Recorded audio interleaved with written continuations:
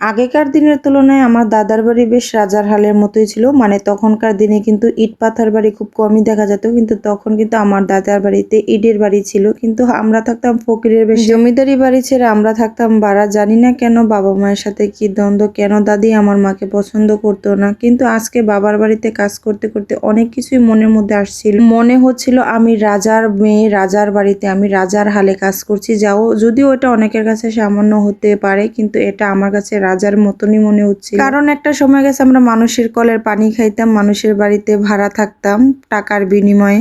আর আলহামদুলিল্লাহ আজকে এত বড় বাড়ি করেছে। আল্লাহর কাছে কোনো কিছুর অভাব নেই। আল্লাহর কাছে সৎ দিলে, চাওয়ার মতন কিছু চাইলে সত্যি আল্লাহ কোনো বান্দাকে কিন্তু ফেরত দেয় না। আলহামদুলিল্লাহ আমাদের পরিস্থিতি এতটাই খারাপ ছিল যে আমাদের চাচারাও আমাদেরকে দেখলে ভয় করতো। না জানি ওদের কাছ থেকে কিছু চাই, না জানি ওরা আমাদেরকে কিছু দিতে হয়, মানে ভয় পেত আমাদেরকে দেখে, মানে এক কথায় যেটা বলে। কিন্তু আল্লাহর কি পরিহাস দেখুন, সেই রাজার আগের দিনে রাজার হালের মতন বাড়ি ওদের এখন ভেঙে চুরে একাকার। কিন্তু আলহামদুলিল্লাহ আর আমরা সেই মাটি থেকে এখন আল্লাহ আমাদেরকে উপরে তুলিয়েছে। আল্লাহ আসলে কি বলবো, এগুলো নিয়ে কিছু বললেও হয়তো অনেক খারাপ লাগে। জীবনে অনেক কষ্ট করেছি আমরা, অনেক কষ্ট করে বড় হয়েছি, অনেক কষ্ট করে বাবা মা আমাদেরকে মানুষ করছে।